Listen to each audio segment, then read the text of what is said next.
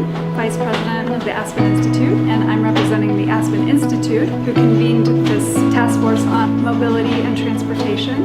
And tonight we are going to be presenting the findings of our report. So we are here on behalf of the community forum established by the Aspen Institute to look into Upper Valley mobility issues. We've evaluated 12 different transportation options, and we recommended an interconnected series of actions, which we're calling integrated mobility system. It consists of ride-hailing, ride-sharing, HOV lane enforcement, enhanced BRT services. So it's a host of interconnected actions that are short of building a hugely expensive, large transportation system, but can improve congestion issues now. I'm Steve Child. I'm a Picken County Commissioner. I've been starting to ride my bicycle a lot more this summer, even though I live 20 miles out of town. And I ride raft into Aspen regularly. Ride WeCycle or walk when I get into town to get around town.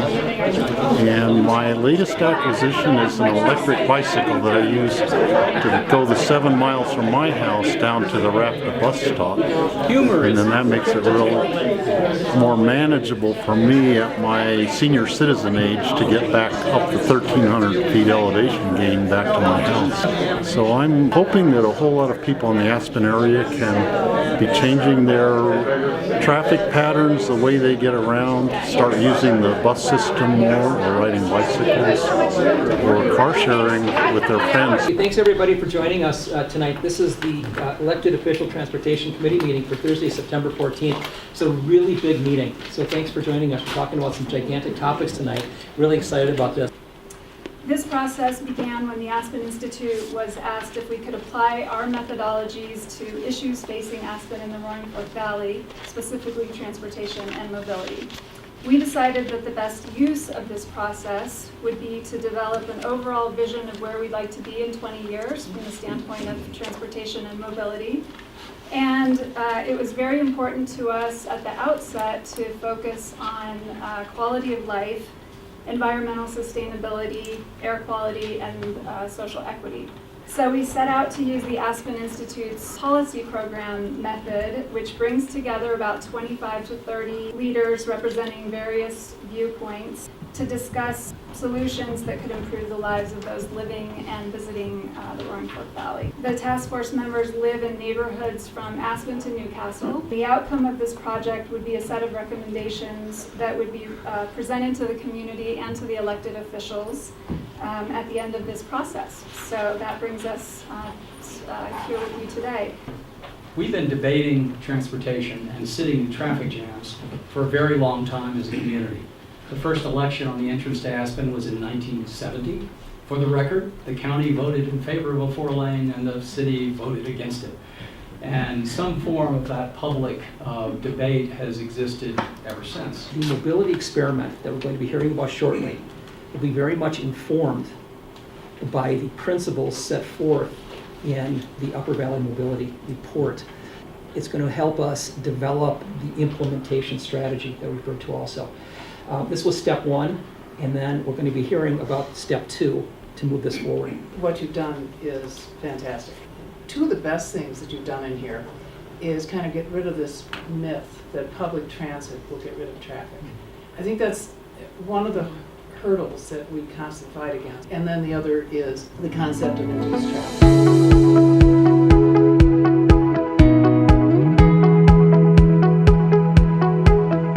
With that, it's a perfect segue to the Aspen Mobility Lab, which is next up on your agenda. Tonight I gave a presentation to the EOTC, which is the elected officials from Snowmass Village, Picken County, and Aspen. And the presentation was about the Mobility Lab, which is this concept that the mayor came up with about 2 years ago now and ran his re-election campaign on.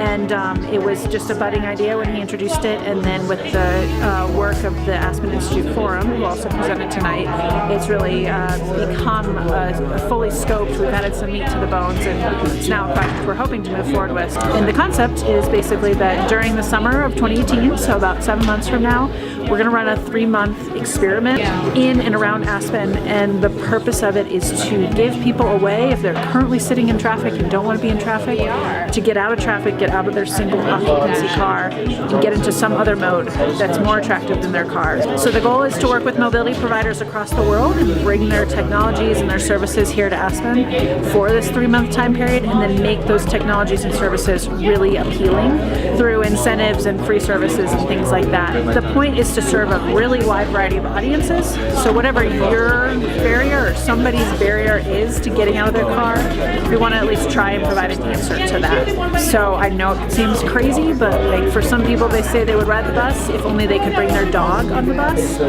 So we're going to provide a van that you can bring your dog on and see if that's an actual barrier or if that's just an excuse.